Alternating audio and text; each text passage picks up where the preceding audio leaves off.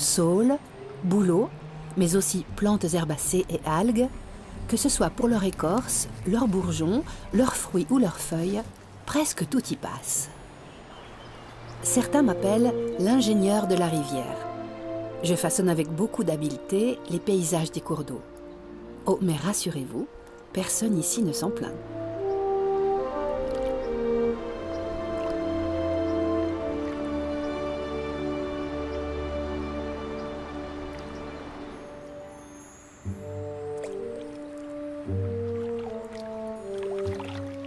Dans la douceur du crépuscule, un sillage argenté rompt la quiétude de l'eau.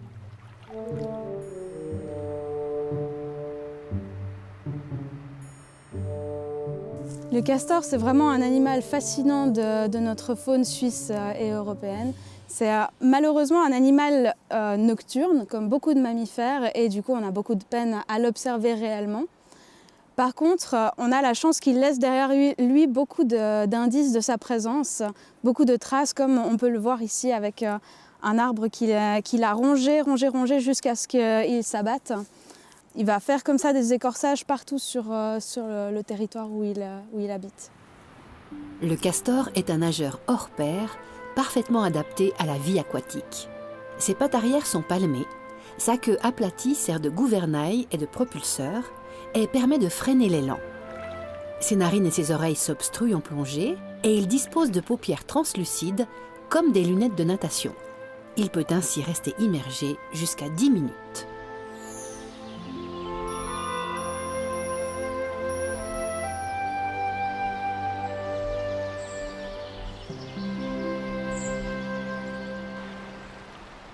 Le castor a une double vie. Du parfait nageur, agile et infatigable, il endosse sur la terre ferme le costume du bâtisseur avisé. Il est doté des meilleurs outils. Avec ses 20 kilos tout secs, il est non seulement le plus gros rongeur d'Europe, mais également l'un des mieux armés. Ses incisives sont de véritables ciseaux à bois, résistantes à toute épreuve et capables de ronger les troncs les plus coriaces à longueur de journée. Mais comment le castor réalise-t-il une telle prouesse ? Comme chez tous les rongeurs, ses dents poussent en permanence pour compenser leur usure. Mais il a un secret supplémentaire. L'émail de ses incisives contient du fer qui les rend plus résistantes, tout en leur conférant une séduisante couleur rouille. Le castor n'utilise pas ses dents prodigieuses uniquement pour se nourrir. Cet infatigable bûcheron et maçon crée et entretient des barrages. L'objectif est double, augmenter son domaine vital en étendant la zone immergée au-delà des berges et faire monter le niveau d'eau en amont pour cacher l'entrée de sa hutte.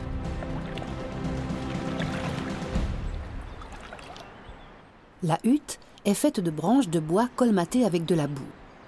Elle possède une entrée accessible uniquement par un passage immergé sous l'eau. Une première pièce est utilisée pour le séchage du pelage. Plus loin, une chambre avec une litière sèche de paille de bois offre à la famille un confort et une protection contre le froid et l'humidité. C'est ici, à l'abri des regards, que le couple uni à vie donnera naissance chaque année à 1 ou 2 castorins. Les jeunes resteront 2 ans avec leurs parents, le temps d'apprendre les techniques de construction et de défense d'un territoire, tout en s'occupant de leurs frères et sœurs, nés l'année suivante. L'acuité visuelle du castor n'est pas très bonne. Il peut par contre compter sur son ouïe et surtout sur son odorat très développé. Il est capable de détecter et de reconnaître une odeur sur de longues distances. Pour prévenir d'éventuels rivaux et marquer son territoire, il dépose une huile à forte odeur de musc sur un tas de vases. On l'appelle le castoreum. Jusque dans les années 60, plus aucun castor ne fendait l'eau des rivières suisses.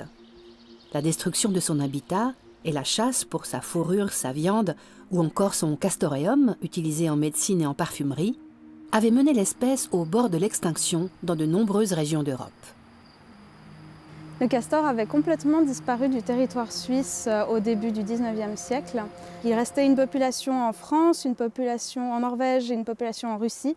C'est grâce aux efforts de plusieurs naturalistes passionnés que cette espèce a pu être réintroduite. On a utilisé des individus prélevés là dans la nature pour reformer la population suisse. Et on peut compter maintenant, en tout cas tous les chiffres de 2015 ont tourné autour de 2800 castors en Suisse. Les nombreuses activités du rongeur profitent à une large biodiversité. Ces barrages, en rehaussant le niveau de l'eau, favorisent la présence de plantes aquatiques, mais aussi de poissons, d'amphibiens, de reptiles ou encore d'insectes et de leurs prédateurs, comme certaines espèces d'oiseaux et de chauves-souris. Contrairement aux idées reçues, son action sur la végétation est positive. Le castor éclaircit les forêts en bordure des berges. La lumière et la chaleur du soleil pénètrent alors jusqu'au sol, créant ainsi des prairies fleuries et humides près des cours d'eau. Cette grande diversité de plantes favorise l'installation d'une faune variée.